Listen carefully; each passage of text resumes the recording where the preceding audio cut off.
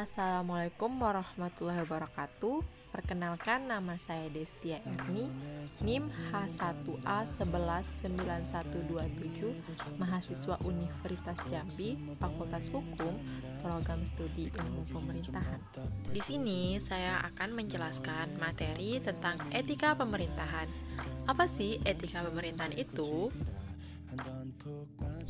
Etika pemerintahan merupakan ajaran untuk berperilaku yang baik dan benar, sesuai dengan nilai-nilai keutamaan yang berhubungan dengan hakikat manusia.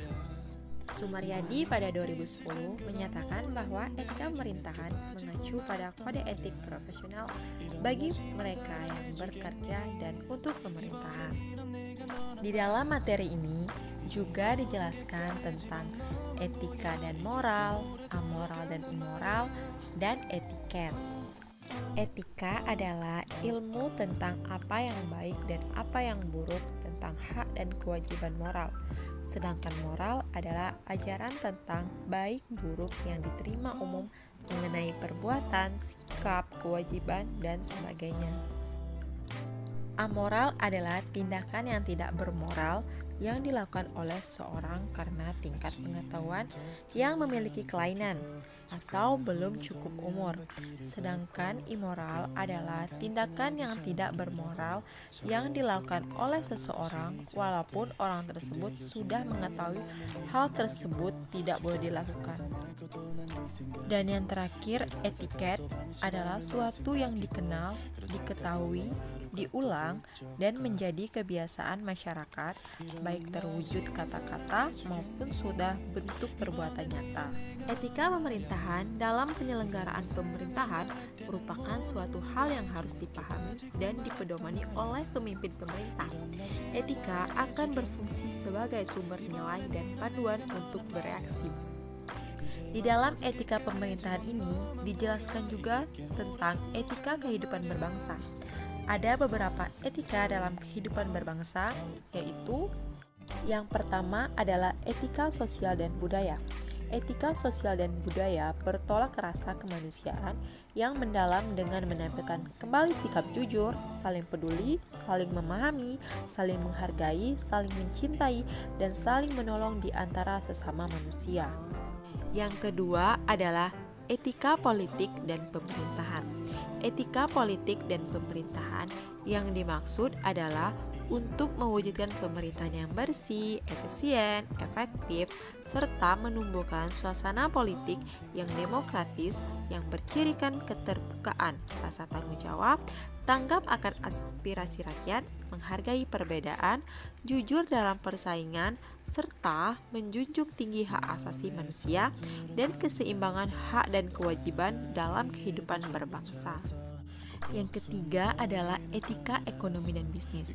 Etika ekonomi dan bisnis yang dimaksud adalah agar prinsip dan perilaku ekonomi dan bisnis, baik oleh perseorangan, instansi, maupun pengambilan keputusan dalam bidang ekonomi dapat melahirkan kondisi dan realitas ekonomi yang bercirikan persaingan yang jujur, berkeadilan, mendorong berkembangnya etos kerja ekonomi, daya tahan ekonomi dan kemampuan saing, dan terciptanya suasana kondusif untuk pemberdayaan ekonomi yang berpihak kepada rakyat kecil melalui kebijakan secara berkesinambungan. Yang keempat adalah etika penegakan hukum yang berkeadilan. Etika ini dimaksud untuk menumbuhkan kesadaran bahwa tata tertib sosial, ketenangan, dan keteraturan hidup bersama hanya dapat diwujudkan dengan ketaatan terhadap hukum dan seluruh peraturan yang berpihak kepada keadilan. Yang kelima adalah etika keilmuan. Etika ini dimaksud untuk menjunjung tinggi nilai-nilai kemanusiaan, ilmu pengetahuan, dan teknologi agar warga bangsa mampu menjaga harkat dan martabatnya, berpihak kepada kebenaran untuk mencapai kemaslahatan dan kemajuan sesuai dengan nilai-nilai agama dan budaya. Yang keenam atau yang terakhir ialah etika lingkungan. Etika ini menegaskan pentingnya kesadaran menghargai dan melestarikan lingkungan hidup serta penataan tata ruang secara berkelanjutan dan bertanggung jawab. Materi selanjutnya atau poin selanjutnya adalah fungsi etika pemerintahan. Fungsi etika pemerintahan adalah yang pertama sebagai suatu pedoman, referensi, acuan, penuntun dalam pelaksanaan tugas-tugas pemerintahan. Yang kedua adalah sebagai acuan untuk menilai apakah keputusan dan tindakan pejabat pemerintahan itu baik atau buruk, terpuji ataupun tercela. Materi selanjutnya yang perlu kita bahas adalah materi tentang etika publik. Etika publik merupakan bagian dari etika politik. Etika publik menekankan pada modalitas atau etika institusional yang bertujuan menjamin integritas pejabat dalam pelayanan publik. Ada 3 kompetensi pejabat publik. Yang pertama adalah kompetensi leadership, yang kedua adalah kompetensi teknis, dan yang ketiga atau yang terakhir adalah kompetensi etika. Kompetensi leadership ialah penilaian dan penetapan tujuan, keterampilan manajemen hard atau soft, gaya manajemen, dan keterampilan politik dan negosiasi. Sedangkan kompetensi teknis ialah pengetahuan yang berspesialisasi, pengetahuan hukum, manajemen program, manajemen strategis, dan manajemen sumber daya.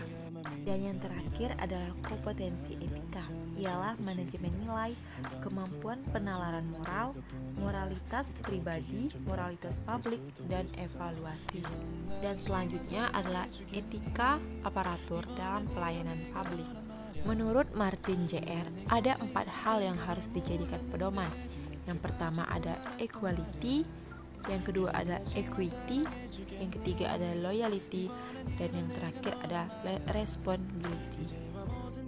Equity adalah perlakuan yang sama atas pelayanan yang diberikan, sedangkan equity adalah perlakuan yang sama kepada masyarakat saja tidak cukup. Selain itu juga perlakuan yang adil. Loyalty ialah kesetiaan yang diberikan kepada konstitusi, hukum, pimpinan, bawahan, dan rekan kerja. Sedangkan responsibility ialah setiap aparatur pemerintah harus siap menanggung tanggung jawab atas apapun yang ia kerjakan. Materi yang terakhir yang akan saya jelaskan adalah tentang etika kepemimpinan. Etika kepemimpinan tersebut merupakan nilai-nilai yang harus dilakukan dan dimiliki oleh seorang pemimpin agar dapat dicontoh oleh bawahan ataupun karyawan. Pemimpin adalah orang yang mengemban tugas dan bertanggung jawab untuk memimpin dan mempengaruhi orang yang dipimpinnya. Dengan menjadi seorang pemimpin, bukan hanya memimpin tetapi juga ikut ambil bagian dalam mensejahterakan rakyat. Adapun sifat yang harus dimiliki oleh pemimpin adalah berpendirian teguh, jujur, fleksibel, toleransi, netral, menginspirasi, dan lain sebagainya. Itulah materi yang dapat saya sampaikan. Jika ada salah ataupun kekurangan, saya minta maaf. Jika ingin mengkritik, silakan mengkritik membangun, jangan mengkritik merendahkan. Sekian dan terima kasih. Wassalamualaikum warahmatullahi wabarakatuh.